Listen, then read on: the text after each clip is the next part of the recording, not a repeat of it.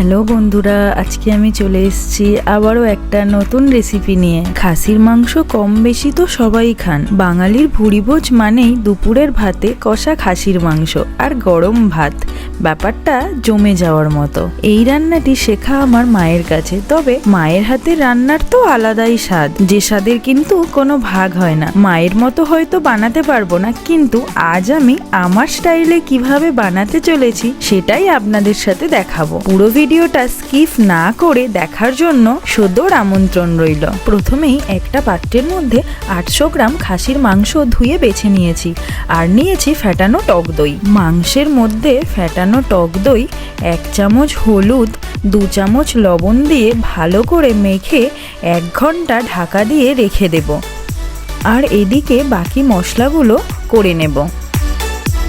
নিয়েছি গোটা আদা, রসুন, জিরে, ধনে, এগুলো বেটে নেব। আর নিয়েছি গোটা গরম মশলা আর চিনি। অন্যদিকে একটা বাটিতে নিয়ে নিয়েছি কাঁচা লঙ্কা চেরা, আর একটা বাটিতে পেঁয়াজ কুচি, একটা বড় সাইজের টমেটো কুচি। পেঁয়াজ কুচিটা কিন্তু দুটো বড় সাইজের। খাসির মাংসতে বেশি পেঁয়াজ রসুন কিছুই লাগে না। খাসির মাংস আলু ছাড়া জমে না, তাই আলু টুকরো করে কেটে নিয়েছি। কড়াই বসিয়ে তেল দিয়ে দিয়েছি।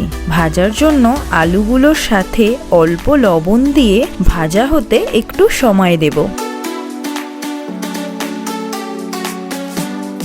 ভাজা হয়ে এসছে, এবারে আলুগুলোকে একটা থালার মধ্যে তুলে নিচ্ছি। ওই তেলে অল্প চিনি দিয়ে একটু ক্যারামেলাইজ করে নিচ্ছি। তারপরে ফোড়নের জন্য দিয়ে দিচ্ছি গোটা গরম মশলা। ভাজা গন্ধ আসলে দিয়ে দিচ্ছি কুচানো পেঁয়াজ। একটু নাড়াচাড়া করেই একটু লবণ দিয়ে দিলাম, আর একটু লাল হতে ভাজতে সময় দেব। লাল হয়ে ভাজা হয়ে এসছে, এরপরে যে কুচানো টমেটো আর কাঁচা লঙ্কা চেরাও দিয়ে দিচ্ছি। তারপরে ধীরে ধীরে রসুন বাটা, জিরে বাটা, ধনে বাটাও দিয়ে দিলাম। আদা বাটা পরে দেব, না হলে আদা বাটা দিয়ে বেশি মশলা কষালে তেতো হয়ে যেতে পারে। খুন্তি দিয়ে নাড়াচাড়া করেই হলুদ আর কাশ্মীরি লঙ্কার গুঁড়ো, তার সাথে একটু জল দিয়ে দিচ্ছি, যাতে হলুদ আর কাশ্মীরি লঙ্কা গুঁড়োটা কড়াইতে পুড়ে না যায়। এখন আদা বাটা দিয়ে দিচ্ছি।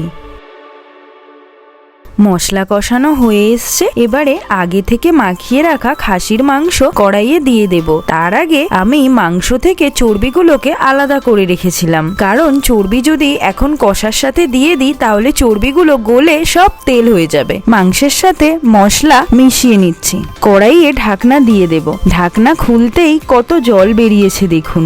এতেই 70% মাংস সিদ্ধ হয়ে যাবে যদি ঢাকা দিয়ে ধিমি আঁচে রান্না করা যায়। আরও একবার ঢাকনা খুলে নাড়াচাড়া করে নিচ্ছি। দেখুন জল অনেকটা কমে এসছে। এরপরে ভেজে রাখা আলুগুলো দিয়ে দিচ্ছি। যেহেতু প্রেসার কুকারে আমি রান্না করছি না, সেহেতু মাংস রান্না করতে একটু হাতে সময় নিতে হবে, আর খেতেও খুব সুস্বাদু হবে। কথায় আছে না, ধৈর্যের ফল মিষ্টি হয়।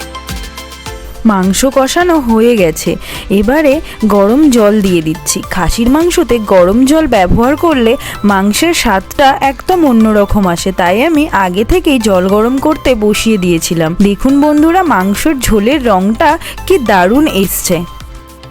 এরপরে মাংস থেকে চর্বিগুলো যে আলাদা করে রেখেছিলাম, এখন সেই চর্বিগুলো দিয়ে দেব। আর চর্বি গলে মাংস রান্না হলে সেই মাংসটা খেতে ভালো লাগে না। উপর থেকে একটু ভাজা মশলা ছড়িয়ে খাসির মাংস তৈরি গরম ভাতের সঙ্গে দুপুরের ভোজ সারার জন্য। দেখুন বন্ধুরা, মাংসটা কত নরম হয়েছে প্রেসার কুকার ছাড়াই।